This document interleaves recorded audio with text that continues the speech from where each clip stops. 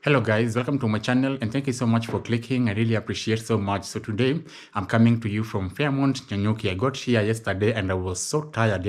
I got here at around 9 p.m. I came all the way from Lamu up to Nyanyuki. So it was a very long journey. I think I took, let me say, approximately 6 hours, because from Lamu up to Nairobi I took like 2 hours. Then from Nairobi to Nyanyuki, that was 4 hours.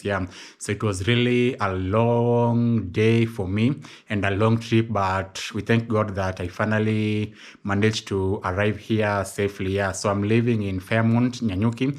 I've been here since yesterday. So today's a new day.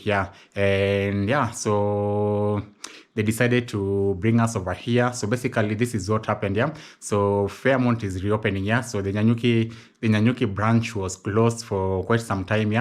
Ever since COVID came. But recently they decided to open. So they opted to give me that particular, let me say, that particular opportunity to like experience this serene. And so guys, I want to show you around. I want to show you the room that I'm living in. So it's really a good place. First and foremost, I can highly recommend any person who is in Nyanyuki and is looking forward to, like, not even looking forward, but any person who wants to come to Nyanyuki and is looking for a best hotel to live in Nyanyuki, I can highly recommend Fairmont. So let me show you how this particular room looks like. So over here, this is my, let me say, my chill spot. So like, whereby if you want to watch the telly, I can like relax over here. I think you can also see their chairs. They're very comfy.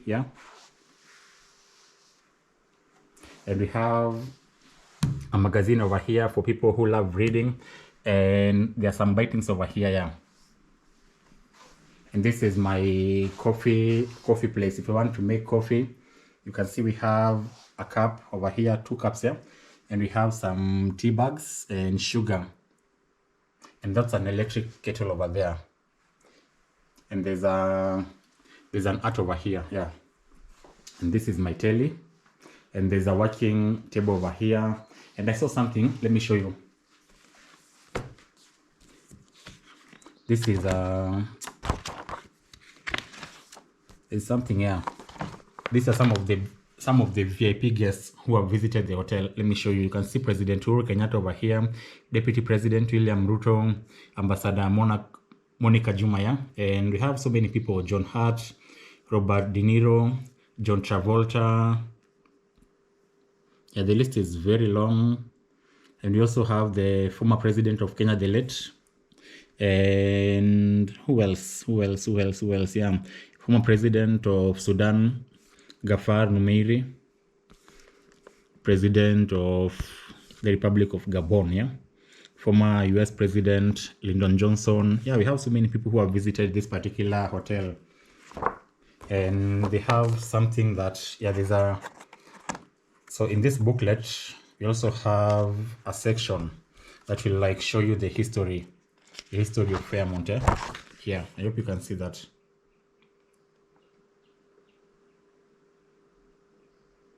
You can see that. So this is where, let's say for example, like you want to do some work. So this is your working area. It's a good table, and there's a drawer over here.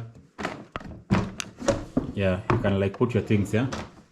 And there's another art over here. Hope you can see that. And this is my bed for the next 3 days. Hope you can see that.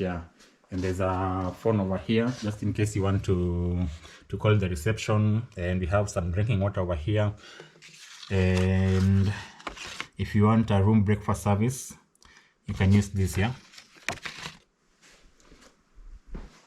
And so since we are approaching August is a very cold month. So they have a place whereby you can light a fire. You can put on fire and like warm yourself, especially during the, let me say, in the evening. There's another chair over here where you can like take a rest and maybe enjoy your drink. And there's a room over here. So let me open it and show you. So this is more of like a closet. You can put your clothes over here, and there's a safety box over here. So let me open and show you how it looks like from the inside. Here it is. And you can also choose to like set up your password. So I'm closing it here. So this is my closet.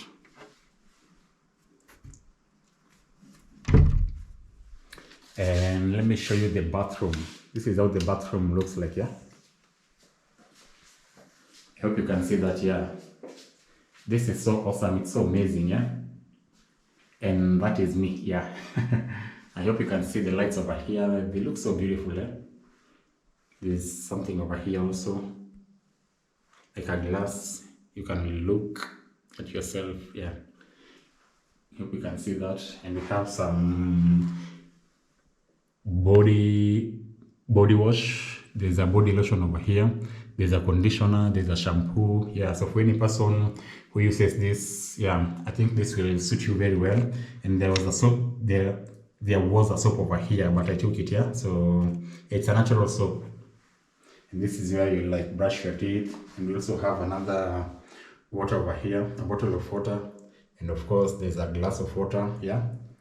Some towels over there, face towel. Hope you can see that. And this is the bathroom. So we have like a bathtub and this other one. So let me open and show you from the inside. I hope you can see that.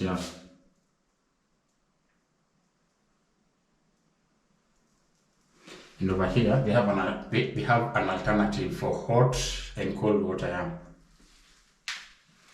And this is the bathtub over here. I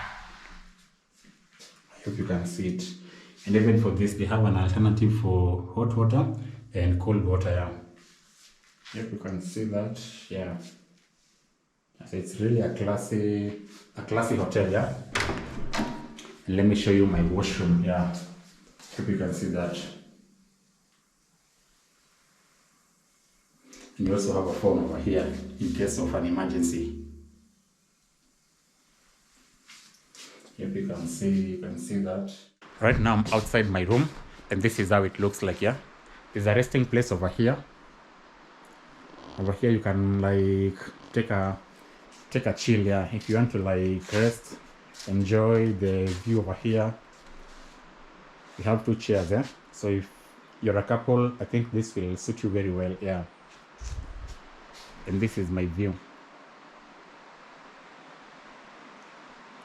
I'm really a die-hard fan of nature so much. I hope you can see the forest over there.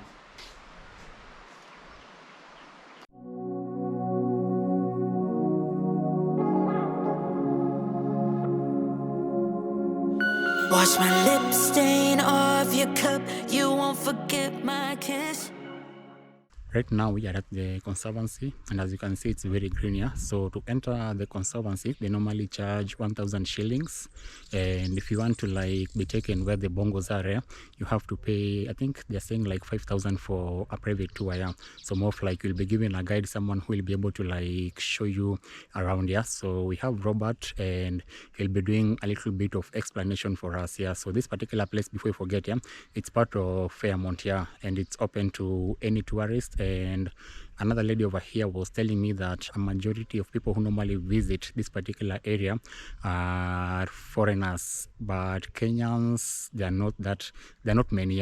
Plus also they have different rates for citizens and non-citizens. When we realized the population in the world was reducing seriously, so 18 bongos were shipped from America to come here. So like any other animal which has moved a longer distance and is not used here, they had to first settle. So they were now held in the orphanage that time for them to get used to the environment. So once they were used to the environment and they started breeding, so we transitioned to this place. It is quite also near, with more people interaction, but not as wild as the other side. So from here we move these animals to the forest for them now to get used to the natural forest environment. Then from those forests there, we take them now to the sanctuary, which is bigger, and there human interaction is quite limited, so that they become free wild. So from there, we get individuals which we can release the wild where the bongos are still, so that we can reinforce the wild populations. Yes. Okay. So far, how many are there on this facility alone? This one? Yes. Here we have about 20. More. We are back to 20 here. No, 17. 17 now. 17. Because of Kavu. Yeah. What is cover? 17. 17. Yeah, we moved, sir. And No, I mean in Makin Boma. we have 18. 18. Yeah. This always our most productive boma because it's a breeding area. Even others they breed. Okay. But here we consider this as a primary breeding area. Then the other side is the first stage for rewilding. So when you release them from here, you take them now to the forest, where now everything is almost very natural. And then from there you go now to the sanctuary, where the sanctuary now is a wilderness area. So the journey starts here now. So while in the sanctuary, and you have taken them, let's say they are breeding here, do they have predators that still threaten them, that when you release them, probably they will not survive once you have released them now out there? No, in the breeding areas, we do not have predators, leopards. Yeah.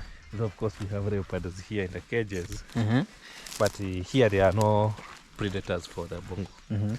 And even in the forests, the sanctuary there is already limited interaction because there are leopards there. Yeah. Yes.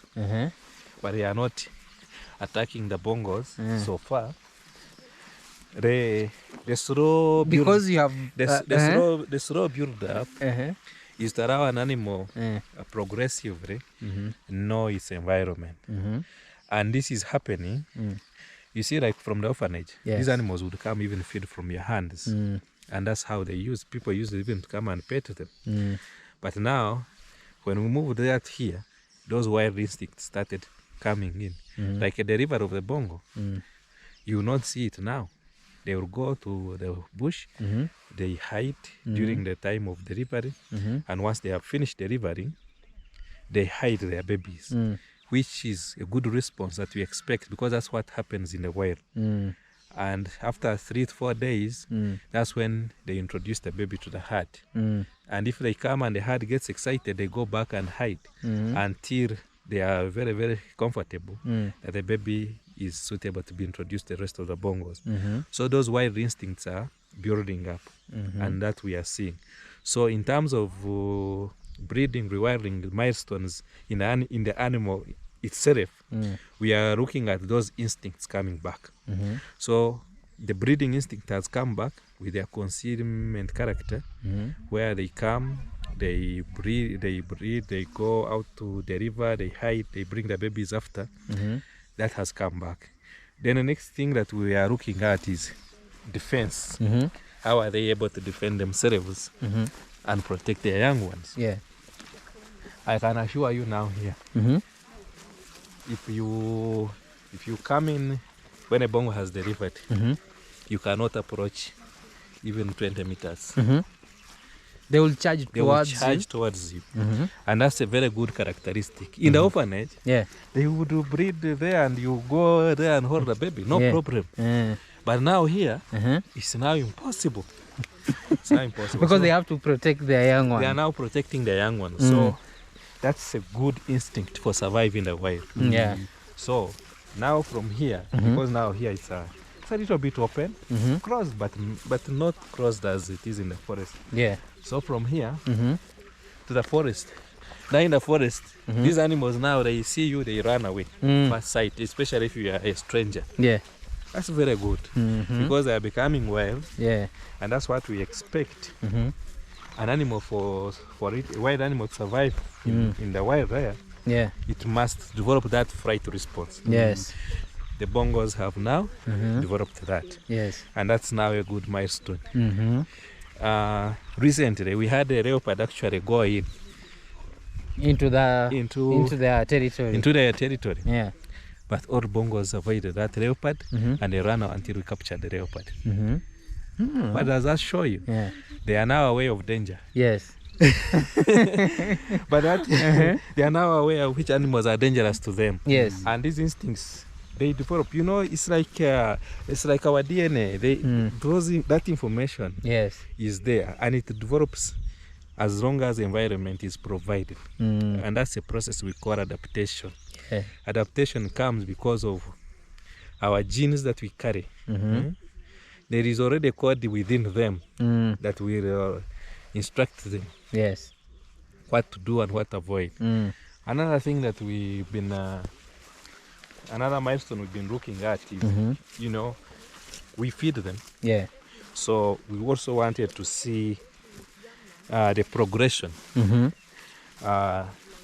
from us feeding them to them finding food For themselves. Yes, and that's why now this press is quite important, because here we can it's easy to come in, see, and we follow these animals daily. So what we find actually, these animals still, because of the of who they are, they are now able to find food. They are teaching us which plants they eat and which plants they don't eat. And we follow them up daily, every morning and in the evening. Because for us, the bongo, you know, not many people know about the bongo. Very few scientists have studied the bongo. Yes. And there's less record in terms of knowledge what the bongo eats. So what we do, we are also enrolled in their class. So you have to make sure that somebody... Yes. Do you count them on a daily basis, or how do you know that they are 18? Nobody is missing from the group. Every day, we take full accountability of every individual animal here. Yeah, so because one, they are unique. Yeah. So we sight them every day to make sure that we see them and then account for them. Yes. So I have a question. So when it comes to tracking, so you normally do it manually. You don't have At the moment, we do not have technology that we are using to track these animals. Yeah. So we are now still relying on individual animal identification to identify them. So and still our area of operation is still small, so we can still cover that with our... She may have locked you down, but I set you free in my lips. We are on another part of the conservancy, and we have an animal over here. I think this is a monkey, but it looks a bit different, yeah? But it's way up there. I don't know if you can see it very well. It's called the eastern colobus.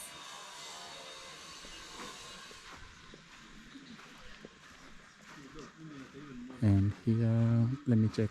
There's another monkey here. Let me try and see the name of it.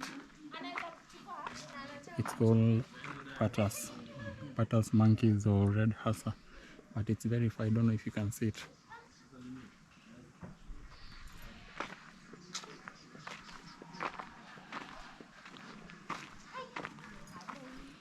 And here we have another one. I hope you can see those. There are two of them. And there's another one somewhere there sleeping.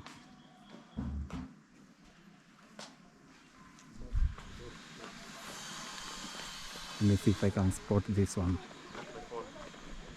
This one has a name. I think it's called Nikki.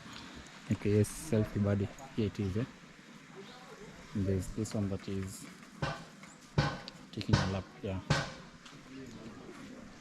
These are some of the things that you can do over here if you're a tourist. Yeah. And we have some bones over here, some skulls, not bones here. I think this one belongs to a female African elephant. It's called Loxodonta africana. Yeah. And this one belongs to the wild beast. Yeah.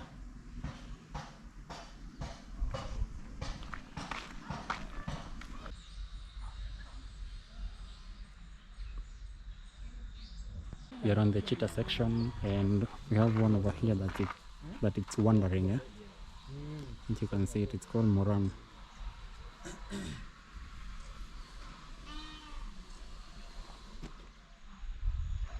And they were saying that this is the feeding area for the females. Yeah, we also have another one somewhere there. I don't know if you can see it. It's somewhere here, but it's sleeping on the grass. Yeah, let me see if we can show you from here. Yeah, so this particular place is well secured. Yeah? You cannot be attacked here.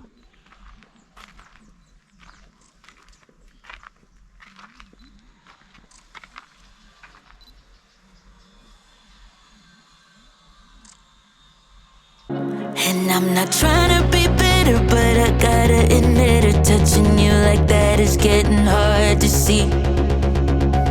I thought it was over, but I guess that the closure wasn't all I made it out to be. When you left, I didn't stop for you. Keep spinning like the world and the records do. On and on, dancing by myself, moving on in the moonlight. Let the music help, music help.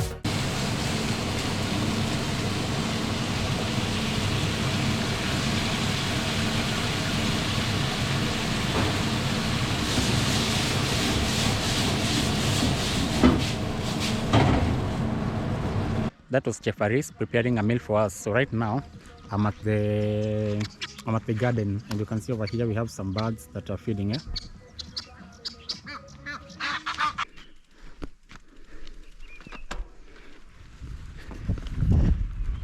Cycling is one of those activities that you can do here at Fairmont. Yeah, and we have a place where you can cycle. So let me show you. This is how it looks like. And we have some antelopes, I think so. As you can see, they are running. They have spotted me, so they are going back to their hiding place. And minus the antelopes, we also have what, zebras over there, and some monkeys. And also there's a golf course over here. I hope you can see.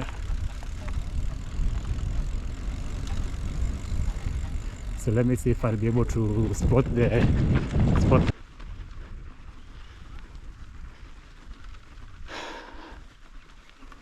Let me see if I'll be able to spot. We have some monkeys. I don't know if you can see them, but they are going away. They are running away. Hope you can see those monkeys. I think they are scared of me. That's why they are running.